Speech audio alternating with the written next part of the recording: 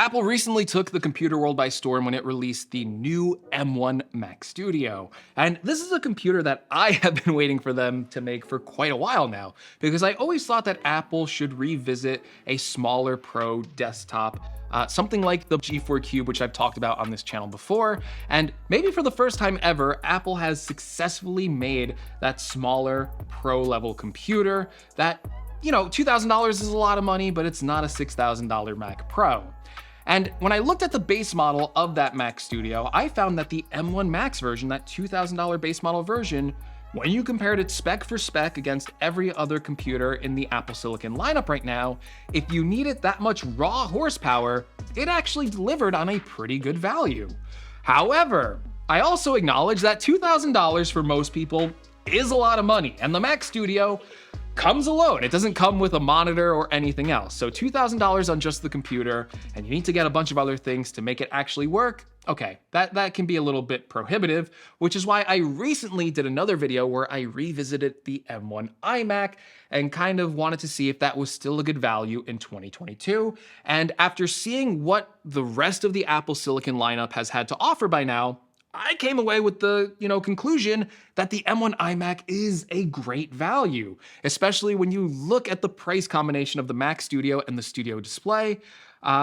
It's a really good value. But you also have to be comfortable with Apple making a lot of the decisions for you, like what type of display you're gonna use, what type of speakers you're gonna use, webcam, micro, you get the point, right? Apple makes a lot of decisions with the M1 iMac that maybe more enthusiast level Mac users might wanna make those decisions themselves. Which is why I still think there's room for a computer in the middle of this lineup. Something between the M1 iMac and this Mac Studio, and something more powerful than the initial M1 Mac Mini that Apple can still release. And hey, it looks like they might just do that with a future, let's call it Mac Mini Pro. So for this video, I kind of want to go over and explore the recent rumors regarding this Mac Mini, give some clarification on some older rumors we talked about in existing videos and kind of how those might not have been true, and then also just talk about where this Mac Mini will fit inside of Apple's lineup.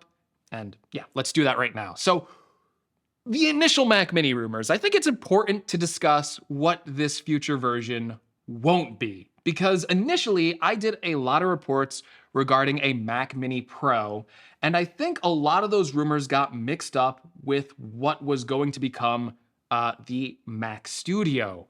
So initially I reported on this Mac Mini Pro being pretty powerful, at least being able to be spec'd up to the same M1 Max chip as the current MacBook Pros.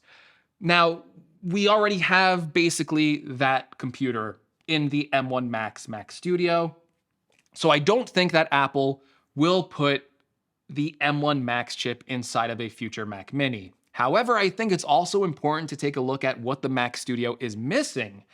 And what it's missing is a cheaper option with a chip that Apple has already released, and that would be an M1 Pro version of the Mac Studio. Now, it's important to remember that the M1 Pro chip is very similar to the M1 Max chip. It has pretty much the same CPU performance if you get the same 10-core CPU. The real difference between both of those chips is the GPU cores, with the M1 Max chip being able to get a maximum of double the GPU cores over the M1 Pro. But not every person or every workflow needs a powerful GPU. Some people just heavily rely on CPU power.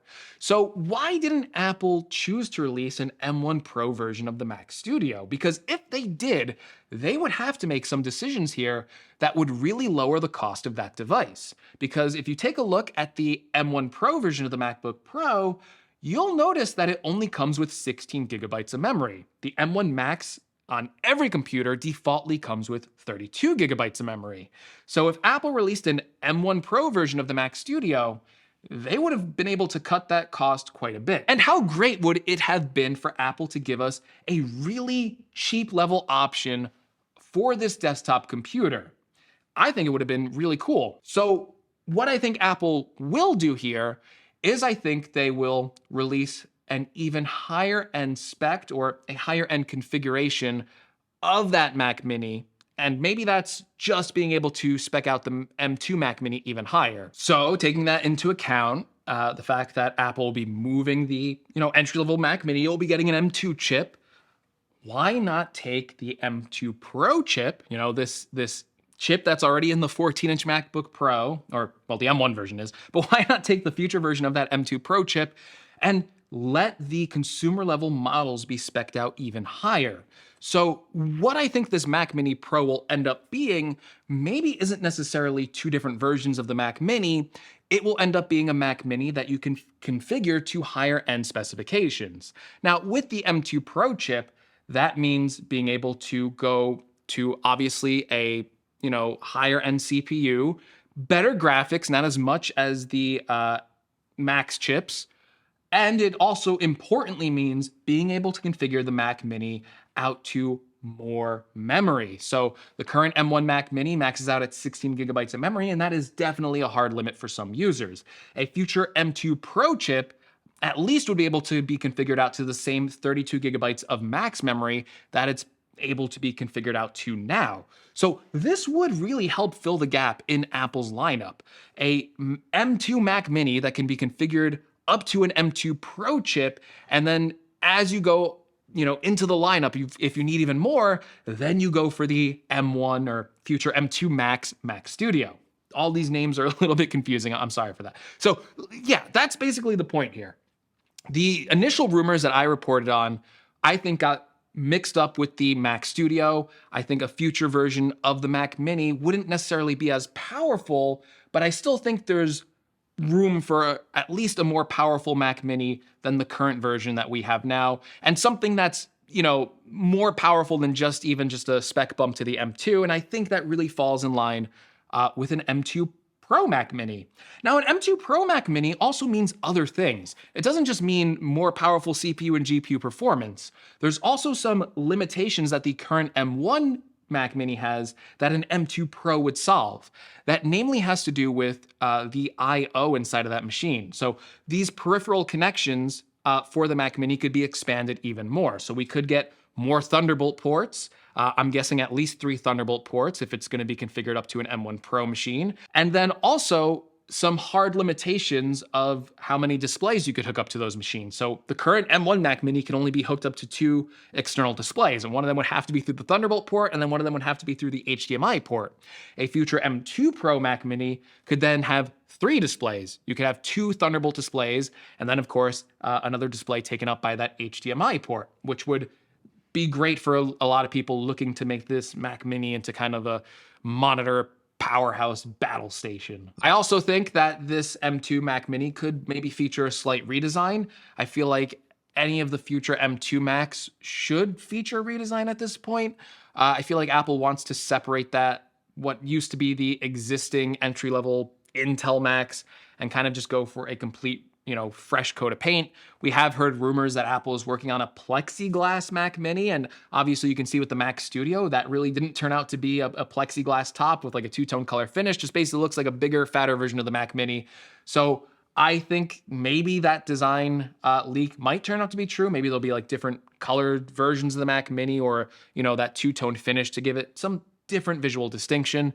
But I also think that if we're looking at the same port connection or the same, beefy cooling system as a Mac Studio, well, that's obviously the role for the Mac Studio now. We are not going to get that super high-end version of a Pro Mac Mini. Okay, but what about pricing?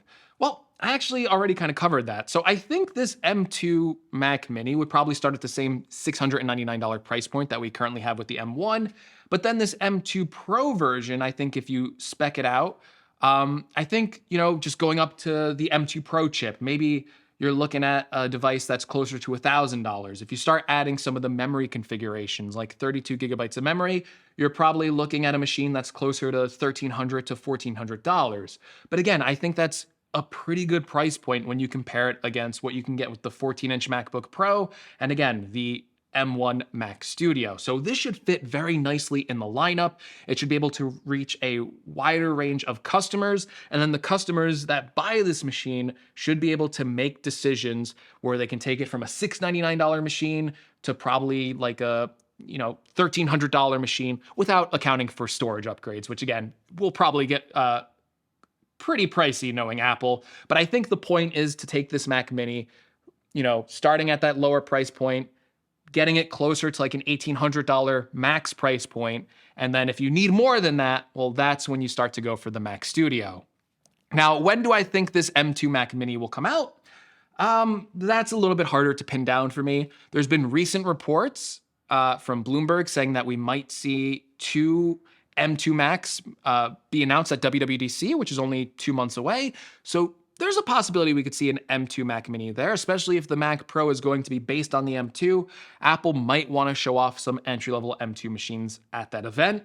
And yeah, a Mac Mini would be great for that event. This would be a computer that would be targeted at the developer audience. An M2 Pro Mac Mini would be a great development machine. So I wouldn't be surprised if Apple chooses to show it off there. But I think the latest we would see this computer, and maybe the more likely time frame, given a lot of these shortages we've been seeing recently, I think we could at least expect an M2 version of a Mac Mini to be announced sometime in the fall at the latest. To give you a little bit more hope though that this Mac Mini is coming soon, there was recently kind of like this little leak out of the Studio Display's firmware update where it referenced a brand new Mac Mini model.